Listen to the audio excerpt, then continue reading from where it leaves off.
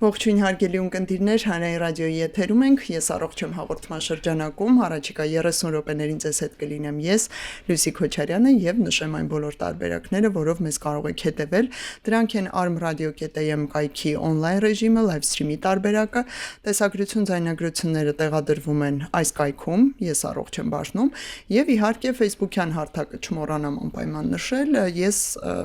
Հայատար գրված Հայաստանի Հանրային ռադիո Facebook-յան էջով մեզ կարող եք կրկին դիտել, լսել live stream-ի տարբերակով։ Եվ այսպես ներկայացնեմ ում հետ ենք այսօր զրուցելու բժիշկ սեքսոլոգ Վահե Ասրյան, ողջույն։ Ողջույն։ Եվ հոգեբան Արմինե Ալոյան, ողջույն։ Ողջույն։ Մենք այս կազմով շարք ենք սկսել, կարելի է ասել, սեռահոգեբանական տարբեր խնդիրների մասին ենք խոսում։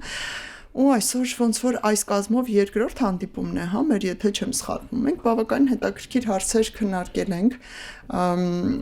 սեռական կյանքի վերաբերյալ, բայց այսօր գնալու ենք դեպի սկիզբ։ Խորագիրն այսպես եմ ընտրել սեռական կյանքի սկիզբը։ Եվ միանշանակ համոզված եմ, որ պետք է քննարկենք եւ ֆիզիոլոգիական, այսինքն բուն մեր օրգանիզմի հետ կապված հարցեր եւ խնդիրներ, որ կարող են մարդկանց մոտ առաջանալ սեռական կյանքը սկսելու հետ կապված, ու նաեւ դե առանց հոգեբանական բաղադրիչի հնարավոր չէ պատկերացնել։ Երևի մեկ ընդհանուր հարց տամ, պատրաստվել առհասարակ պետք է սեռական կյանքն սկսելուն։ Առաջին սեռական հարաբերությանը կամ առաջին սեռական զուգընկեր ունենալուն ինչ որ նախապատրաստական քայլեր էստեղ պետք են մեր մարմնին, օրգանիզմին։ Գիտեք, պետք է ասեմ, որ այո, պատրաստվել պետք է, որովհետև նման կարևոր գործընթաց կյանքում սկսելը ու մեկնարկը առանց պատրաստվելու հղի է բազմաթիվ խնդիրներով։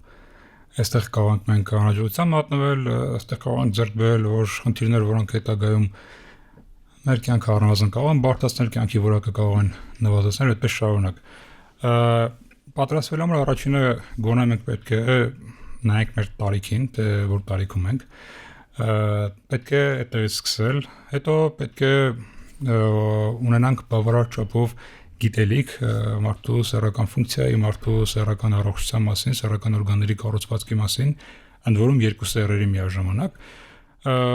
Հետո արդեն նաև որոշակի պատկերացում պետք է ունենանք հարաբերությունների մասին, նոր փորձենք ընտրել մարդ, ում հետ կարող ենք սեռական կապի մեջ մտնել, որը պետք է լինի անպայման համաձայնությամբ, փոխադարձ համաձայնությամբ, եւ պետք է ֆիքսեմ, որ շատ կարևոր է հաշվի առնել, որ համաձայնությունը, եթե մի անգամ եղել է մեկ սեռական հարաբերության համար, դա չափանիշ չի շարունակական հարաբերությունների համար, այսինքն տվյալ անձը կարող է մեզ հետ համաձայնվել ընդամենը մեկ սեռական հարաբերության եւ հետո այլևս չկամենալ։ Եվ դա նորմալ է, եւ դրա հետ պետք չի որևէ կռիվ ունենալ։ Հետագայի համար պետք է անպայման հաշվի առնել նաեւ մարդու հետ, որ մենք կմտնենք սեռական հարաբերության մեջ, պետք է հաշվի առնել, որ իրեն չվնասենք ու մեզ չվնասենք, այսինքն կարևոր է նաև դիտարկել առողջությունը, սեռավարակների առկայությունը, բացակայությունը, հղիանալու հետ կապված հարցերը, պլանավորած հղիության հարց ունենք, չպլանավորած հղիության հարց կարող ենք ունենալ, թե չէ, այդ բոլոր բաները պետք է հաշվի առնել առնվազն։ Այդ դեպքում մի շատ տրամաբանական եւ ձեր փորձառությունից ելնելով միայն ձեր անձնական վիճակագրությունը սովորաբար որ տարիքում են սկսում արդիկ սեռական կյանքը Հայաստանում, հիմա սա կարևորում եմ, որովհետեւ դուք այնքան հարցեր նոր թվեցիք, փորձում եմ պատկերացնել, ասենք 16, 17, 18 տարեկան անձանց դեռ ոչ չափահաս, բայց համաձայնության տարիքում կամ չափահաս արդեն ինքնուրույն որոշումներ կայացնող, ովքեր այս ողջ ինֆորմացիայի ծավալը պետք է իմանան։ Ձեր տպավորությունները Հայաստանի վերաբերյալ ինչպիսին են։ Տարիք կա ֆիքսած ձեր կողմից, թե ոչ, ինչ է կատարվում։ Իհարկե, ես եւս մեկ անգամ եմ շեշտել, որ դա շատ անձնական վիճակագրություն կլինի, մարդիկ դա չափանիշ չհամարեն, բայց այնպես արական սեռի պարագայում շատ հաճախ հանդիպում են 18 տարեկան տղաները կամ 18 պլյուս տղաներ ավելի շուտ, որոշակի պատճառաբանությամբ իհարկե հստակ բացատրությունը չգիտեմ։ Իգական սեռի հետ կապված շատ ավելի լողոզված ինֆորմացիա ունեմ եւ որևէ տիպ չեմ կարող դուրս բերել, թեկուզ եւ իմ անձնական աշխատանքային վիճակագրությունից։ Այո, այստեղ հիմա ես հիշեցի, որ տարվա կտրվածքով եւ մենք եւ 15 կամ 16 տարեկանում պատահաբար հղիացած աղջիկների հետ են գործ ունենում, որոնց օգնությունա պետք լինի դեպի եւ հոգեբանական եւ գինեկոլոգ գտնելու եւ ծնողների հետ ինչ որ համաձայնեցնելու համար եւ իհարկե ավելի ուշ տարիքի։ Ինչ վիճակ ունենք մենք հասուն տարիքում դեռևս սեռական կյանք չսկսած անձանց հետ։ Ես կարծում եմ բողոքներն էլ լսարանից, հոգեբանների հետ տարբեր զրույցներում էլ հասկացել եմ, որ սա էլ մեկ այլ խնդիր է, երբ տարեց տարի անձը մեծանալով այդպես էլ չի սկսում իր սեռական կյանքը չի ունենում ոչ մի սեռական զուգընկեր ու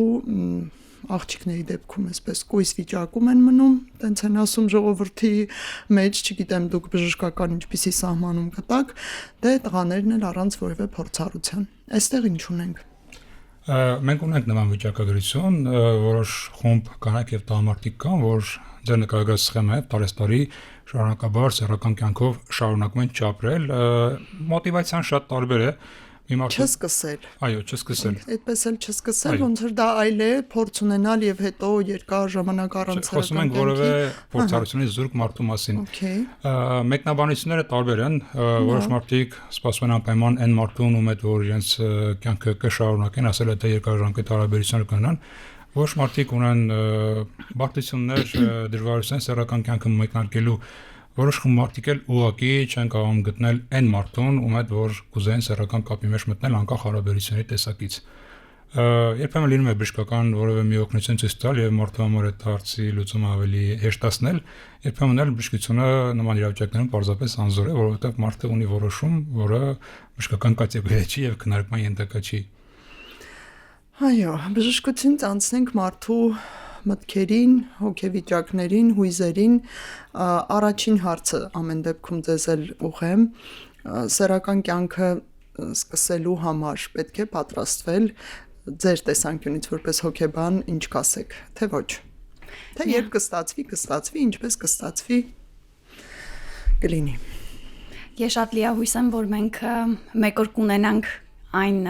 պատկերացումները սկսելու, խոսելու մեր երեխաների հետ, նախ ուզում եմ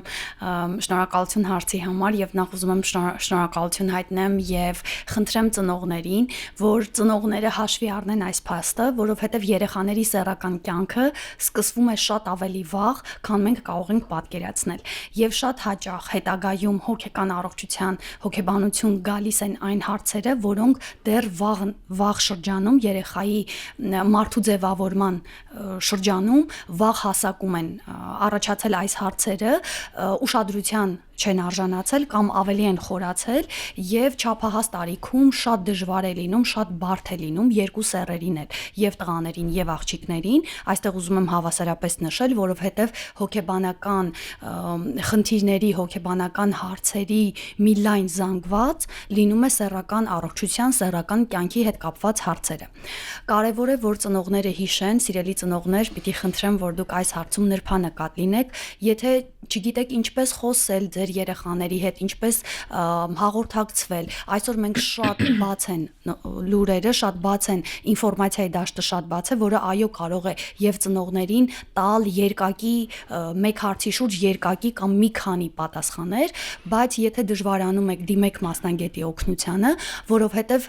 մեծ տարիքում ցավոք սրտի շատ դժվար է լինում այդ բացը լրացնել, որոնք պետք է մարդու կյանքում լինեին վաղ շրջանում։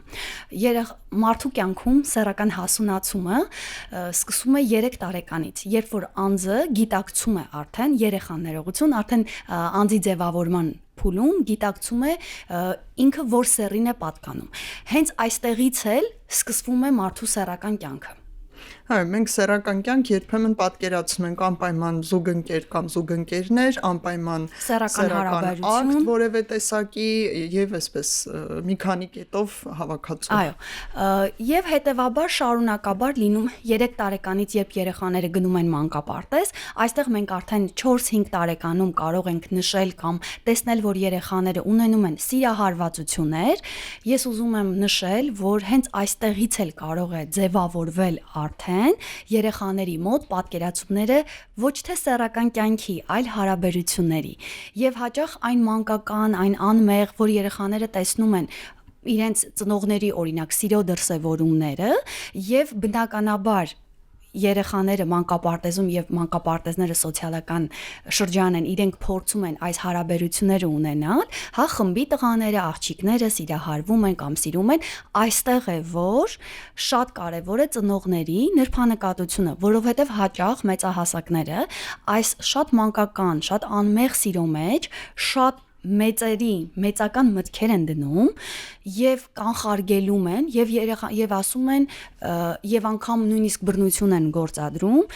եւ երեխաների մոտ ձևավորվում է այդ պատկերացումը,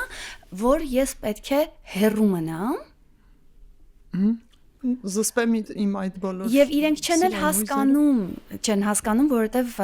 6+ տարեկանում է ձևավորվում կամ 5+ տարեկանում է ձևավորվում պատճառը հետևանքային կապը։ Հա, բայց երեխաները առաջին իսկ այդ դրսևորման, որ ես մեր խմբի, օրինակ, չգիտեմ, այսինչ մարդուն եմ սիրահարվել կամ սիրում, ծնողների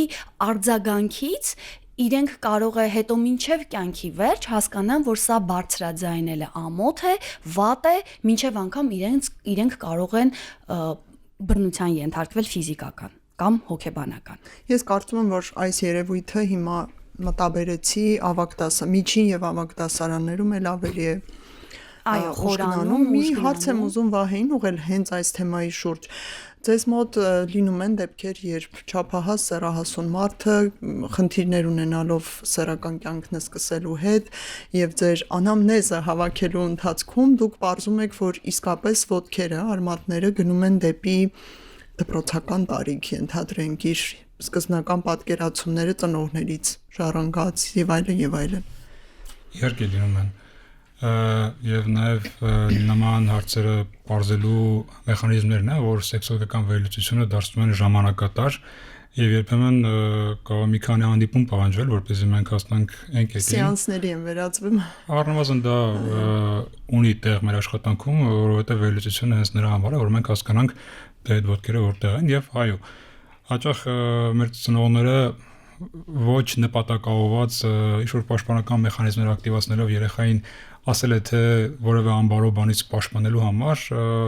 գնում են սահմանափակելու, գնում են արգելակելու ճանապարհով եւ դա բնականաբար բնականոն սեռասնացում է, ճնշում է եւ կամա թե ակամա հող է նախապատրաստում, որ իրենց երեխաները ավելի չափած տարիքում գան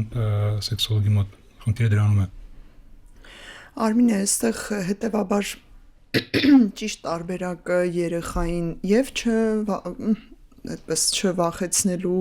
այդ թեմայով եւ չփակելու բոլոր դռները պատկերացումները այդ թեմային վերաբերյալ, բայց նաեւ չափը չանցնելու, եթե այստեղ մենք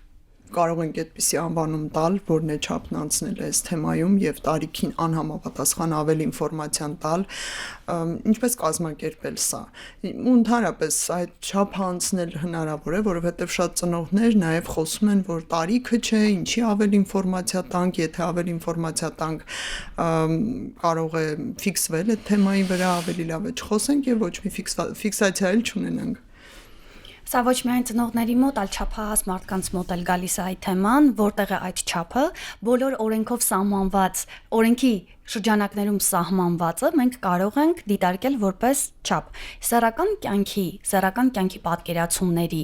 ցանկությունների մասով այստեղ շատ անհատական է եւ յուրաքանչյուր անձ կարեւոր է, եթե չափահաս է, ինքը իր համար դիտարկի այս կամ այն չափը իր համար ինչպես է, որովհետեւ մենք այդպիսի չափորոշիչ չունենք հոգեբանության մեջ, որ նորմաներ չունենք, չափորոշիչներ չունենք, բոլոր այն ամենը, ինչ իրենք եւ իրենց կողակիցը իրենց համար, տվյալ զույգի համար, իրենք հաղորդակցվում են, երկխոսում են եւ իրենց համար հաճելի է, բոլոր դա է իրենց սահմանը լինում, բայց սա շատ անհատական է յուրաքանչյուր զույգի համար։ Ինֆորմացիայի չափի հետ կապված, այո, ծնողները շատ մտավախություն են ունենում, բայց երեխաները հիմնականում հարցեր են տալիս։ Պատասխանել այն հարցերին, որոնք առաջանում են երեխաների մոտ։ Երեխաների մոտ Ընդհակառակը ֆիքսացիա, ոչ թե ֆիքսացիա է տեղի ունենում, երեխաների մոտ ֆիքսացիա տեղի է ունենում այն ժամանակ, երբ որ մենք այդ հարցերին չենք պատասխանում։ Ասեմ ավելին, երեխաները փորձում են գտնել այդ ինֆորմացիան այլ աղբյուրներից եւ վստահեցնում եմ ձեզ, ծնողների մեծամասնությանը վերջնաժամկետում դուր չի գալիս իրենց երեխաները այդ ինֆորմացիան որտեղից են պեղել, որովհետեւ շատ ցավում եմ, բայց այսօր մենք չենք կարողանում դեռ ամբողջ աշխարհում այս պայքարը գնում է, բայց մենք չենք կարողանում դեռ պաշտպանել մեր երեխաներին թվային աշխարհից եւ այն ամենից իրենք ինչ կարող են թվային աշխարհում տեսնել, լսել կամ այդ փորձառությունը թվային աշխարհ են տանում։ Այս մասով, որտեղ մենք կարող ենք տանը պաշտպանել երեխայի հեռախոսները, գadgetները ունենանք, բայց մենք վստահ չենք, որ տարբեր հավաքույթների ժամանակ մեր երեխաներին ցույց չեն տա կամ համադասարանցիները ցույց չեն տա որոշ բաներ եւ սա դառնում է կոլեկտիվ մեր պատասխանատվությունը։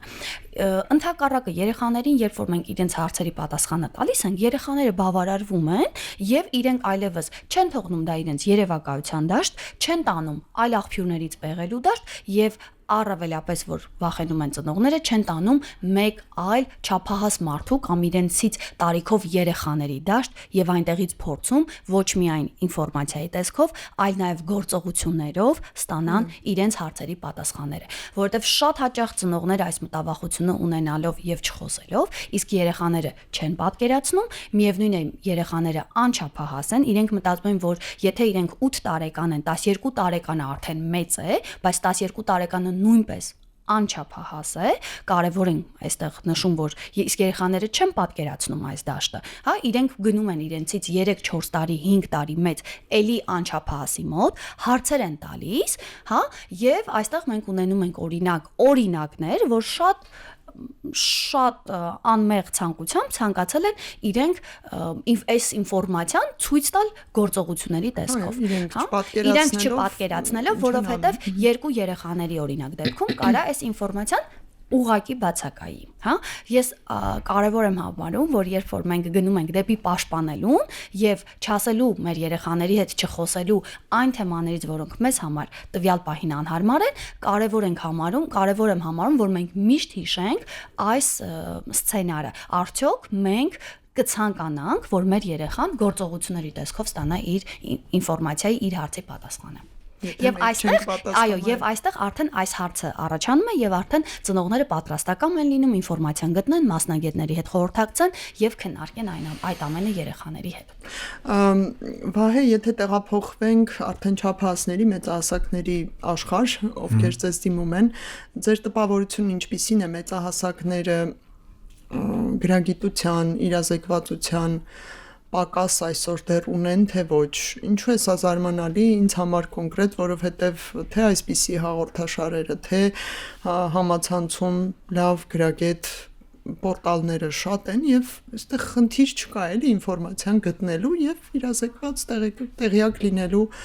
որևէ խնդիր անձամբ ես չեմ տեսնում, բայց դե իրականությունը այլ պատկեր է ցույց տալիս, դուք ինչ տպավորություն ունեք։ Իհարկե շատ լավ է, որ արկա է հասանելի ինֆորմացիա հայերեն լեզվով եւ մարդը կարող է լսել ու փորձել հետեւություն անել, բայց բազային գիտելիքի պակասը միշտ տեղի է տալիս եւ շատ դեպքերում ստացվում է ճիշտ հակառակ պատկերը, որի մասին կարծում եմ եթերից մենք ձեր հետ քննարկել ենք։ Մարդը լսում է, տեսնում է օգտակար ինֆորմացիա, բայց կատարում է սխալ հետևություններ եւ ըստ այդմ իր ունեցած խնդիրը կամ անտեսվում է կամ չունեցած խնդիրը դառնում է խնդիր։ Այսինքն այդպես թե այնպես մենք կարող ենք շատ մեծ ինֆորմացիա ունենալ եւ հեղեղել ինտերնետը, չգիտեմ, ամեն տեսակի բան ունենալ, բայց բազային գիտելիքի պակասը մարդու սեռական վերարտադրական առողջության հետ կապված եւ այդ պակասի չլրացնելը կամա թե ակամա եղած գիտելիքն ու ինֆորմացիան համարյա զորացնում է խնդիրը դրանում է։ Ես կողմից հասուն մարդկանց հարաբերությունները մի բաց կա, որը էլի վերջին տարիներում շատ ավելի ակնհայտ է դառնում, զույգերից մեկը շատ լավ ինֆորմացված է, շատ հարմար գիտելիքի է տիրապետում, բայց մյուսի մոտ դրա տոտալ բացակայությունը բերում է սեռական կյանքի ձախողմանը կամ որակապես ոչ այդքան լավը լինելուն եւ այդտեղ հաճախ անգամ մասնագիտական օգնությունը բավարար չի լինում, ընդհանուր մարդկանց հարաբերությունները ընդհատվում են։ Այսինքն մի անձի իմանալը հանրագումարով կարող է, եթե պայմանական ժամանակ 100 մարդ էր տիրապետում գիտելիքի, հիմա 400 մարդ է տիրապետում, բայց դա ընդհանուր պատկերի առումով շատ բան չի փոխում մեզ համար։ Այստեղ շատ զարմանալի է, որ մարդիկ իրար մոտ ինտելեկտուալ ցենզով են ընտրում իրար, բայց փաստորեն այս սեռական բաղադրիչը ոնց որ չմտնի, չէ։ Մի տեսակ ոնց որ մարդիկ նույն դաշտից կարող են լինել, նույն բուհը ավարտած լինել նույնիսկ ինտելեկտուալ մտավոր նույն ունակություններն ունենալ, բայց մեկ էլ սեռական կյանքի պատկերացումներում բոլորովին իրարից տարբեր լինեն։ Այս ֆենոմենը ուղղակի երբեմն հնարավոր չի պատկերացնել։ Այո, սա հոգեբանական կոմպոնենտը շատ է լինում, որովհետև այդ հիասթափությունները, այդ պատկերացումները եւ նաեւ սոցիալ-մշակութային կոմպոնենտն էլ կա Հայաստանում, որոշ մարդիկ սեռական կյանք չեն սկսում մինչ հարաբերություններ ունենալը եւ մինչ միասին ապրելը եւ պատկերացում ուղղակի այս դաշտում չեն կարողանում ունենալ, որովհետեւ հնարավորություն չեն ունեցել եւ այո, այս հիասթափությունները հարաբերություններում շատ խանգարում է, շատ վնասում է եւ հետագայում կորցվում է, այսպես ասած, այն կետը, այն հպման կետերը, որ կարող էին զույգերը իրար հետ միասին քննարկել։ Վահե, շատ կարևոր բժշկական հարցեր չմոռանամ ուղղել, դուք մի փոքր խոսեցիք տարբեր սեռավարակներից, կա ինչ որ պարտադիր ցուցակ, թեկուզ փոքր, որ պետք է ստուգել նախքան սեռական կյանք սկսելը, եթե իհարկե նկատի ունենք, որ կա զուգընկեր, որի հետ մարդը որոշել է սեռական կյանք սկսել, դուք ինչ խորհուրդ կտաք, ինչ ստուգել եւ ինչ հետազոտել։ Հիմա որևէ մի բան նշելը առնվազն արդարացված չի լինի, որովհետև շատ դեպքերում մարդիկ առանց քննարկման ուղղակի դա կանեն, երբեմն նաև անիմաստ հետազոտություններ կանեն, դրա համար նման իրավիճակների հետ կապված շատ ավելի խելամիտ է խորհրդակցել բժշկի հետ, նոր հետո որևէ բան ստուգել, որովհետև շատ դեպքերում մարդիկ են հանդիպում, ովքեր ունեն կատարած մի շարք հետազոտություններ, բայց ցավոք սրտի պարզվում է, որ այդ հետազոտությունից անգամ մեկը պետք չէր կատարել։ Դրա համար ավելի լավ է կամ մարդիկան հետազոտվել են էլի մեծ քանակությամբ բաներ, բայց ամենակարևորը ինչի իրենց ցուցված էր այդ պարագայում ելնելով իրենց սեռական կյանքի նախապատմությունից, դա չեն ստուգել։ Դրա համար ստանդարտ ինչ-որ բան ասելս մի քիչ ոչամիտ չի լինի, բայց կարելի է ընդամենը խորհրդակցել, դա շատ արագ է սովորաբար Զույգով խորհրդակցել։ Զույգով առանձին խնդիր չի ընդհանրապես։ Ինչպես ուզում եք, միայն թե խորհրդակցել։ Միայն թե խորհրդակցել, որպեսզի եթե կարիքը կա դա անել, եթե կարիքը չկա, գումար չվատնել եւ ավեր սպասումներ լաբորատորիաներից չունենալ, 1-2 օր չտանջվել, թե երբ հագալու պատասխանը ինչ է լինելու, այլ դրա փոխարեն ապրել սեռական կյանքով։ Մի հարց էլ հասցնենք անդրադառնալ, մի այսպիսի տերմին կա անգլերեն է հնչում friends with benefits, ինչպես թարգմանենք հայերեն, ինչ կասեք հարգելի մասնագետներ, այսինքն ընկերություն որոշ առավելություններով։ Ինչևէ, այստեղ նկատի ունենք վստահելի, ընկեր, մտերիմ մարդ, ում հետ գիտակցված որոշում են կայացնում որոշ մարդիկ սեռական կյանք սկսել եւ սեռական հարաբերություններ ունենալ։ Այս հարցը չգիտես ինչի բավականին հաճախ է հնչում։ Նորմալ է սա թե ոչ, արժի այսպես անել թե ոչ։ Ես շատ եմ ուզում սկսել սեռական կյանք, բայց չեմ սիրահարվում եւ հարաբերություններ չունեմ, բայց ամեն դեպքում պահանջմունք եւ կարիք ունեմ սեռական կյանք ունենալու։ Երկուսիդ կարծիքն էլ կուզեի լսել, եկեք ձեզնից սկսենք։ Չունենք նորմաներ։ Եվ այո, կարող ենք մենք ունենք 8 միլիարդ նորմա։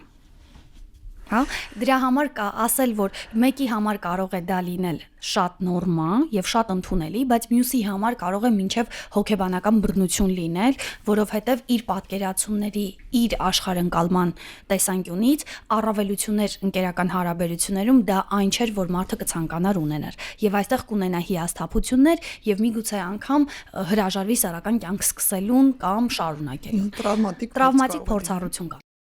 Այստեղ շատ կարևոր է, որ յուրաքանչյուր անձ իրեն հարցնի, արդյոք այս կամ այն կամ մեկ անգամյա հարաբերությունները ես ինչ եմ ցանկանում, ես ինքս եւ շատ այստեղ կարեւոր է, որ յուրաքանչյուր անձ իր հետ անկեղծ լինի, որտեղ հենց այս դաշտում է լինում, որ մենք սկսում ենք ինքնախաբեությամբ զբաղվել, ընդունել, որ սա ընդունված է, կամ եթե իմ շրջապատում որոշները անում են եւ ունեն լավ փորձառություն, ես էլ կարող եմ, գնում ենք համեմատությունների դաշտ եւ ասում ենք ինչու պիտի ինձ դուր չգա, այո, կարող է այդ ձևաչափը ինձ ընդհանրապես ընդունելի չլինի։ Շատ կարևոր է յուրաքանչյուր անձ իր ընկալումների, իր անձի համար որոշի այս կամ այն ձևաչափը իրեն դուր է գալիս թե ոչ։ Եվ Կամ դրանից հակառակն էլ, հետո չէ, կարող է լինել, երբ մենք լսում ենք շատ վատ փորձառություն կողքից, Այո։ ու օրինակ հրաժարվում ենք ցանկացած բան, Այո։ friend with benefits կլինի, թե Այո, մեկ one night անգամյա stand, կապ այո չունի, հա։ հանդիպումները կլինեն, շատ կարևոր է, որ յուրաքանչյուր անձ իրեն հնարավորության դեպքում իրեն հնարավորություն տա փորձարկելու եւ իր համար որոշելու։ Շատ լավ, ես այս դաշտ գնում եմ փորձարկելու համար, ինձ տալիս եմ, չգիտեմ, պայմանական որոշակի ժամանակ եւ տեսնում եմ, որ հետո ես ընտրության հնարավորություն ունենամ եւ տեսնեմ այս ընթացքում ինչն է ինձ դուր եկել եւ ինչը ինձ կխանգարի կամ ավելի կօգնի, որ ես իմ սեռական կյանքի պատասխանատվությունը վերցնեմ եւ կարողանամ այս հարցում իմ խնդիրները լուծել։ Այս կարծում եմ ամենաշատը կապ ունի պատասխանատվության հետ, որովհետև կարող է լավ ստացվել։ Դրա համար էլ ենք մենք պատասխանատու, կարող է բավականին տհաճ կամ վատ ստացվել, դրա տակից դուրս գալու պատասխանատվությունն էլ է մերը։ Այո, եւ մի կարճ հավելում Ամեն ինչ գալիս է դեպի պատասխանատվություն։ Այո, եւ մենք հաճախ այս պատասխանատվությունը զույգային հարաբերություններում մենք տանում ենք դիմացինի դաշտ եւ ասում ենք, այ եթե ինքը կարողանար ինձ հետ խոսեր եւ այստեղ հարց է առաջանում, իսկ ես կարողանում եմ այս մասին խոսել թե ոչ։ Այստեղ է որ եւ զույգերը եւ զույգերում սեռերի, հա, եւ տղաները եւ աղջիկները յուրաքանչյուրը սա թողնում են դիմացինի դաշտ։ Շատ կարևոր է որ հիշենք, որ մեր սեռական կյանքն է եւ պատասխանատվությունը յուրաքանչյուրս մենք ենք կրում մեզ համար։ Եվ մեր տեսանկյունից եւ մեզ համար մենք պետք է որոշենք այս կամ այն հարցը կամ այս կամ այն ձևաչափը մեզ համար ընդունելի է թե ոչ։ Մեր զուգընկերոջ համար կարող է դա շատ ընդունելի լինել, բայց մեզ համար դա կարող է անընդունելի լինել մեր կրոնական, մեր բարոյահոգեբանական, մեր ընտանիքի, մեր աշխարհընկալման եւ մեր կրթության օրինակ պատկերացումներից սեռական այս կամ այն հարցում։ Վահե, դուք ինչ ունեք ասելու այս թեմայով։ Գիտեք, մինչև անգլերեն խոսքի ձևավորելը շատ առաջ էլ, հիմա էլ, հետո էլ նման տեսակի հարաբերություններ եղել են եւ կլինեն։ Նոր է անուն տրվելու ոչ մի արտարոց բան դրանում չկա, որ ընկերությունը վերաճի սեռական կյանքի, որը որ ցանկացած սեռական մեկնարկելի կյանք կարող է ստացվել, կարող է չստացվել։ Այդտեղ բացարձակ որևէ արտարոց բան չկա։ Հակառակը ինչ որտեղ եթե պրակտիկային նայենք, հաճախ երբ որ ընկերական հարաբերությունն է վերաճում սեռական հարաբերության, ձախողվելու պարագայում մարդիկ շատ ավելի հեշտ են կարողանում իրենց համար գտնել լուծումներ, քան այն դեպքում, երբ որ սեռական հարաբերությունների մեկնարկը տրվել է առանց որևէ ընկերական հարաբերությունների։ Եվ ինչ որտեղ ընկերական հարաբերությունները հա, պրակտիկա այդպեսի կա միանշանակ եւ ինչ որտեղ ընկերական հարաբերությունները օգնում են մարդուն ձևավորել վստահության այն դաշտը, փոխադարձության այն չափը ունենալ, հասկանալու ինչ չափի փոխադարձություն կա հարաբերությունում, որով հանդերձ արդեն մեկ քայլ առաջ գնալ եւ այդ հարաբերությունները ձևափոխել, դարձնել ինտիմ հարաբերություններ։ Դա կարծում եմ բնականոն զարգացում է, այլ հարց է թե դա կձախողվի, թե կստացվի, ինչի մասն է խոսքը։ Եվ վերջին 2 րոպեներին յուրաքանչյուրին կես րոպե տրամադրելով ինչ որ ուղղորդումներ կամ կանոն չասեմ, իհարկե ամեն չէ անհատական, բայց ինչ որ խորհուրդ կամ ուղղորդում դուք ունեք սեռական կյանքը սկսելուց առաջ, ինչպես տրամադրվելուն օրինակ։ Ինչ մտքեր ունենալուն, ինչ համոզմունքներ ձևավորելուն, այսպիսի բան կարող եք ասել։ Չվախենալը, ուսումնասիրել սեփական ցանկությունները, մտքերը, հույզերը եւ եթե ինֆորմացիան շատ է լինում կամ չի լինում, քննարկել մասնագետի հետ։ Չվախենալը եւ սիրել սեռական կյանքը եւ կարողանալ գիտակցել, որ սեռական առողջությունը դա մեր հոգեկան առողջության մեր հոգեկան առողջության եւս մի բաղադրիչն է եւ եթե մենք չենք կարողանում մեր սեռական կյանքում ունենալ այն հարաբերությունները, որը որ մենք ցանկանում ենք, դա գալու է բնականաբար հոգեկան մեր առողջության վրա իր ազդեցությունը թողնելու։ Չվախենալը եւ ուսումնասիրելը, այո, ուսումնասիրելը սա է, որովհետեւ հաճախ մենք վախենում ենք եւ ասում ենք ավելի լավ է ես ոչինչ չսկսեմ, բայց հենց այս առաջին քայլը մեկնարկը տրվում է, երբ որ մենք կարողանում ենք ուսումնասիրել եւ հասկանալ ինչն ենք մենք սիրում, ինչը ոչ եւ ավելի հեշտ է լինում քննարկել մեր զուգընկերոջ հետ։ Այո, դուք ինչ ուղղորդում ունեք։ Ուղղումս մեկն է եւ առանցքային է, ցանկացած պարագայում առաջնորդվել ցանկությամբ։ Երբեք չգնալ սեռական կյանքի մեկնարկի այն պատճառով, որ տարիքս արդեն այսքան է, այն պատճառով, որ իմ ընկերներից բոլորն են սեռական կյանքի ես չունեմ կամ մեկ այլ նման որևէ պատճառ։ այլ միշտ առաջնորդվել ցանկությամբ, եթե ցանկությունը գերակա է, նոր հետո հաջորդ քայլերը ձեռնարկել։ Հակառակ դեպքում պարզապես պետք չի ոչինչ անել եւ որևէ մի հավելյալ բարդություն ինքդ քեզ համար ստեղծել։ Իսկ այդ ուղղության հակառակ վեկտորն աշխատում է, կներեք այս դեպքում։ Ցանկություն կա, բայց շրջապատի եւ ամեն ինչի հաշվարկները թույլ չեն տալիս։ Եթե ցանկությունը կա, հաշվարկները թույլ չեն տալիս, այդ դեպքում առնվազն գոնե կարելի է չերկմտել, դիմել մասնագետի, ստանալ համապատասխանատվություն եւ այդ բոլոր բարիերները ախտարել։ Դա առնվազն հնարավոր է եւ ասեմ ձեզ հեշտ լուծվող հարց է դա։ Հաջող փորձեր լինի։ Շատ հաջող փորձեր կան այդպիսի։ Այլ հարց է, որ մենք չենք առաջնորդում ցանկությամբ, մեզ օգնում են գնալ հետական սեռական կյանքը մեկնարկին տալուն եւ մենք ձախողում ենք։ Այդ շատ ավելի բարդ է։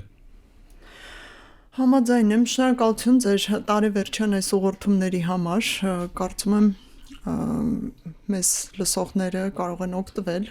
եւ կարող են դիմել իդեպ երկու մասնագետների էլ, չէ՞, այս դեպքում եւ հոգեբան եւ բժիշկ սեքսոլոգ, ինչպես Վահեն ասաց, երբեմն սեանսների պես մի քանի